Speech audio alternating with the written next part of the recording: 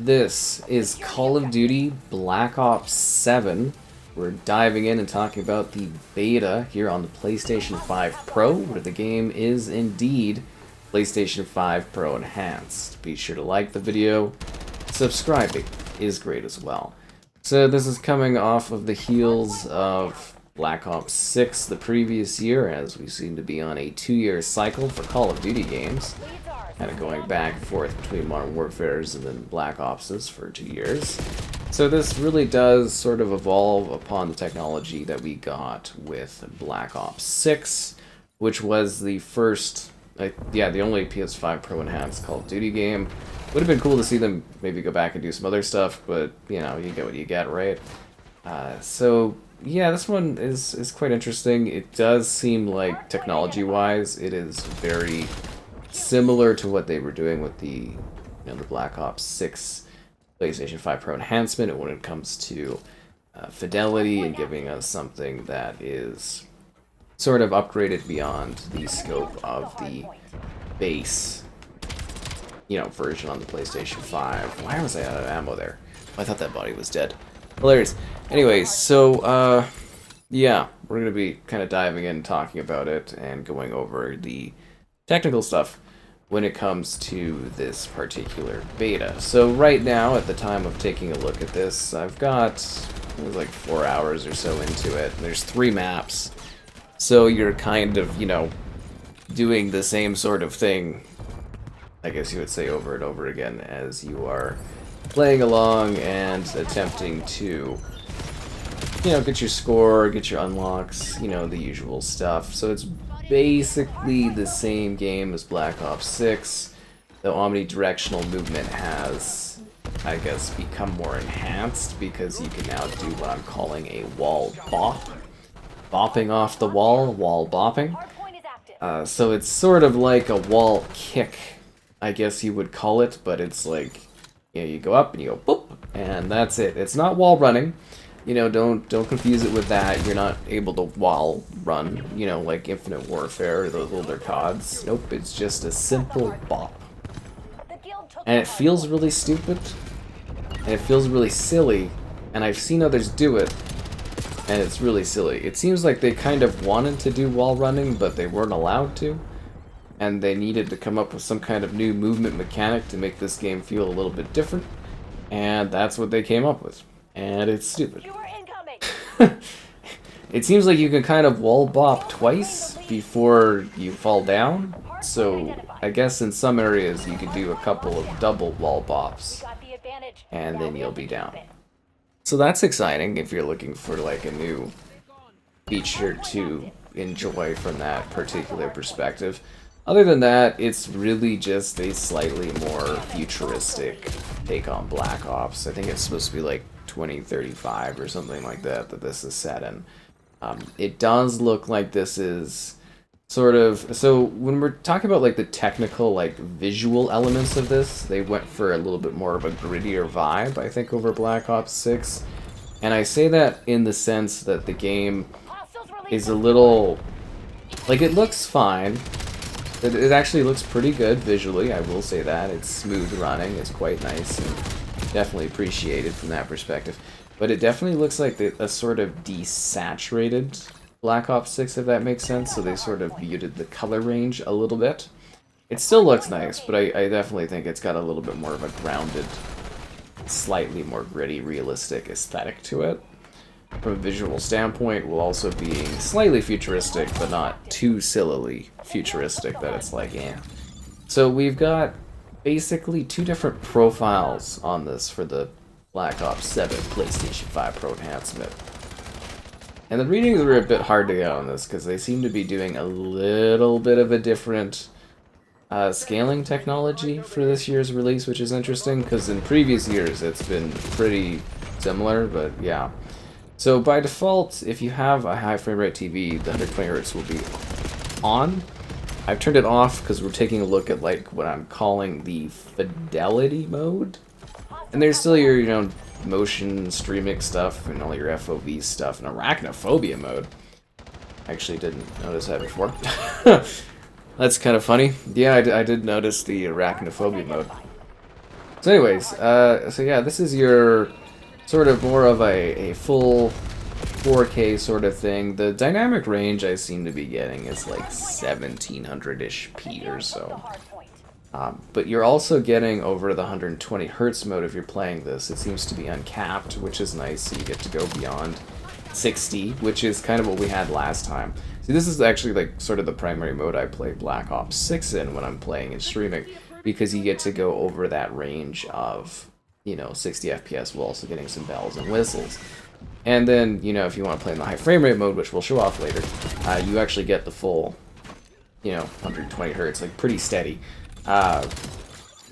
Like pretty locked. But this mode you also do get better shadows and some tighter like textures, if that makes sense, like edges and stuff like that. It's a lot sharper of an experience visually, but then also, yeah, it seems like I was kind of looking at them side by side, and you basically, yeah, you get textures and that are a little bit cleaner, a little bit sharper. You get edges that are sharper and look better, and then you also get the shadows. Like, it seems like a lot of the shadow working is just not even, like, it's basically missing on the base version, if that makes sense, like a base PS5. So that's kind of yeah, so that's kind of the differences there.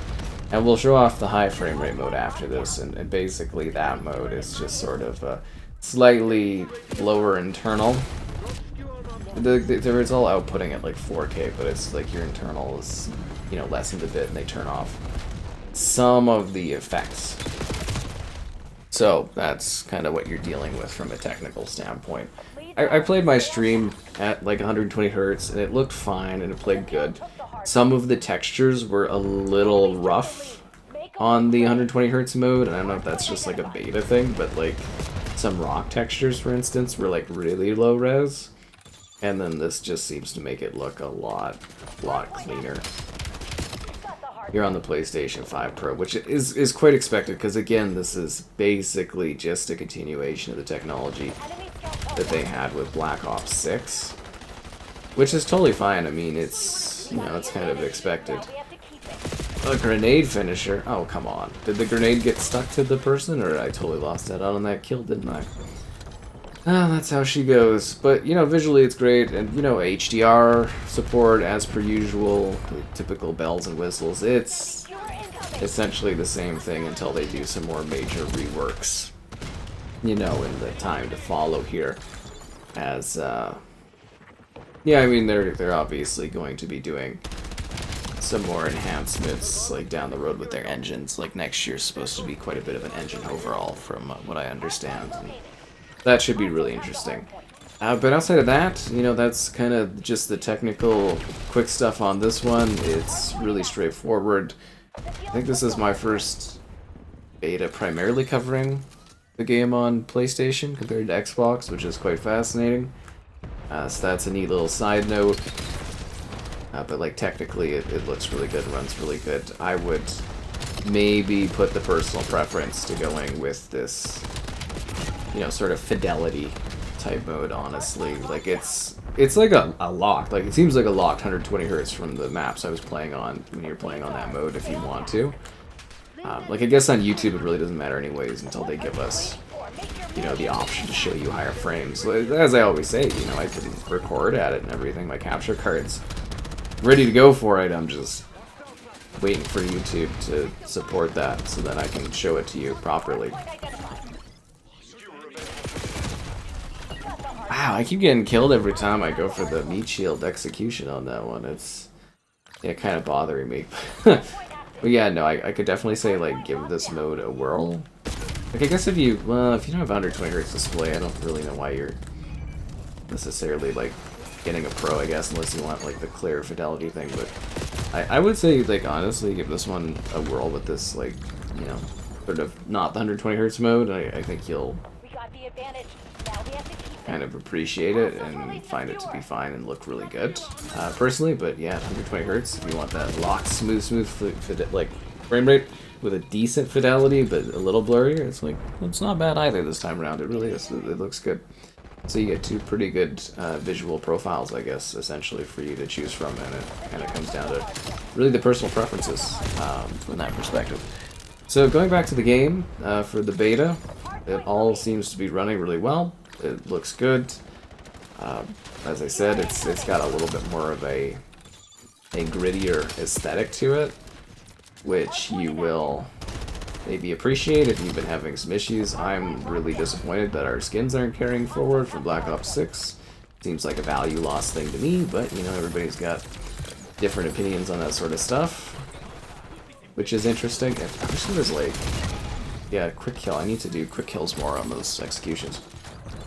And it seems to handle well. It was kind of weird though, like at times, like my sprint wasn't like fully kicking, but I think that was maybe my first match or so. It didn't really, you know, maybe something there, but the servers and stuff seem steadier than they've been for me when I'm playing Black Ops 6 recently, which is hilarious.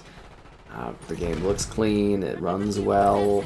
The maps are way better than they were on the Black Ops 6. Like, these maps are a massive improvement over the Black Ops 6 launch maps. Okay, so we're gonna switch to another lobby and then go for the 120 Hz. Alright, we're here showing off the high frame rate mode. And you can see that from the graphics settings right there, that we're on the 120 Hz. So I think you'll maybe not necessarily notice watching on YouTube, but it is a little bit of a softer picture image, as I had mentioned and gone over. But I thought it was important that we show off both of the options so that you can see what each of them has to offer from a visual standpoint. And then, as I mentioned, this is like, it's like a locked 120 FPS. It is smooth and fluid. It does not seem to, at least from what I'm noticing across these maps, it doesn't seem to have any drops or anything like that. Oh, I forgot that thing just shoots off little endless drones, doesn't it? Cute little thing of death. Alright, let's get back into talking about the game. So the map flow here, obviously, is a lot better than it was in Black Ops 6. Those maps were, the launch maps for that game were incredibly rough. So already off the bat, I'm much more liking the ambience, the style, and the setup of these levels. They flow better, they handle better. Yeah, definitely some great maps so far. I think they're pretty well done. They've got a slightly futuristic vibe, while still being relatively grounded.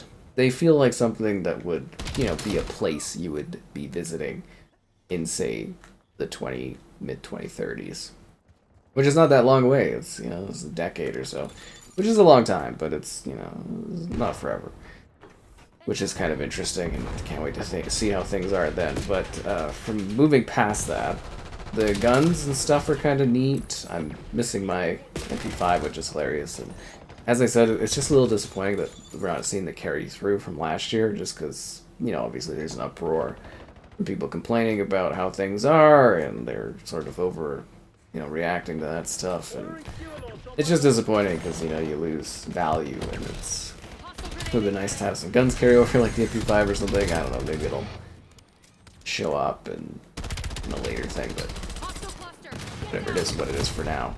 So the guns are kind of neat. Gunsmith in that, pretty in-depth. You get to customize your classes. Everything seems pretty similar, you know, as far as personalizing your weapons. There's gun skins that well, they're not available in this beta. Probably to further sell the visual aesthetic of everything. Like kill streaks, or well, I guess the score streaks, similar. There is the dog you can call in if you do well. It's the DAWG, like, yo dog! That is an acronym for a giant robot dog. If you play Battlefield 2042, we called it Clippy, but yeah, that's basically the dog from 2042 is in this. Kind of a neat little killing machine, which is fun, and there's some other score streaks that are kind of these terrifying, powerful sort of things going on, like a giant robot or something like that, big mech thing. So they definitely have a good amount of slight variations, but other stuff very much feels similar as far as your setups or some of the tools. Even some of the weapons seem quite similar despite being slightly different aesthetically.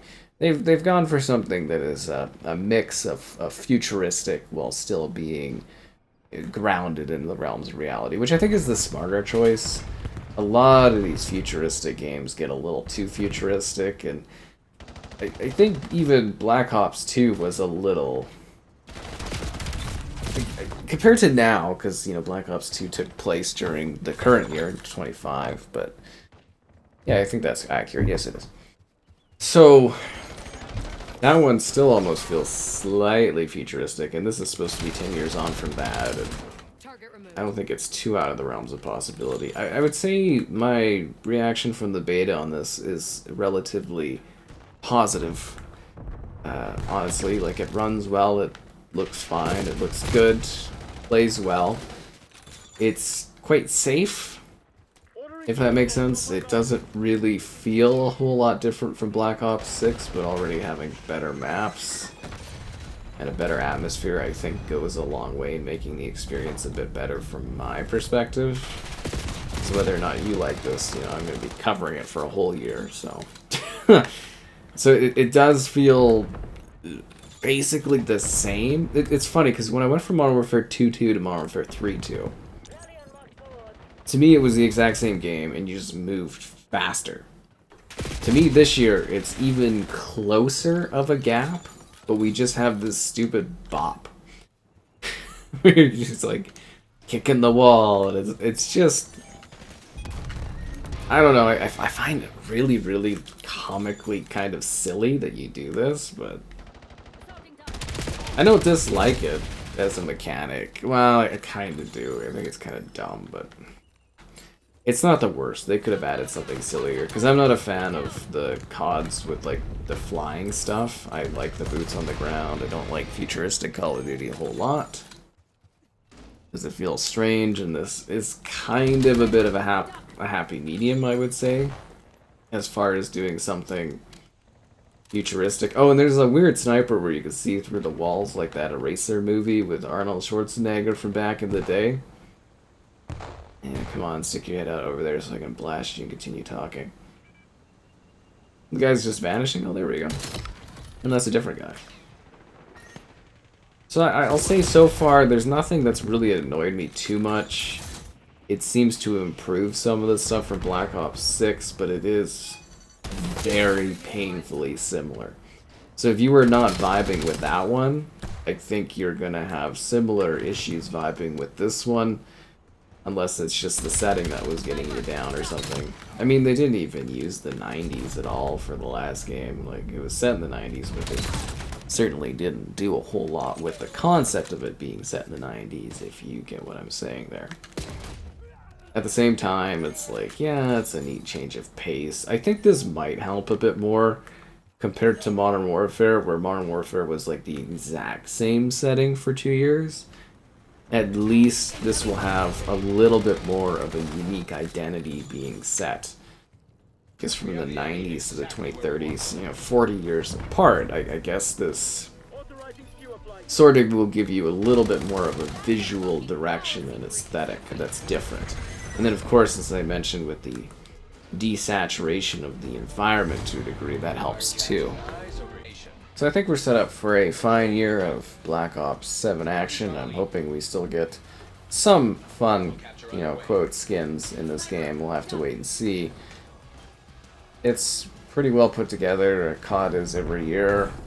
There's not a whole lot to really dive into, and basically I've played on a few maps with a few game modes over and over and over again, but I think it gives you an idea, at least me an idea, of where it's headed and how it's going to play and how it's going to look and everything like that. And it's going to be pretty similar when we get to the full version and eventually review that when it comes out in the not too distant future. So hopefully you come back around and check that out when the time is right. I also want to really give a note. I quite like these characters. They have like a watch on the hand, like a futuristic thing. I think it's kind of a cool little touch to have that sort of a, you know, futuristic little thing. It feels really nice and grounded, with a little bit of grit, but a little bit of futuristic vibe.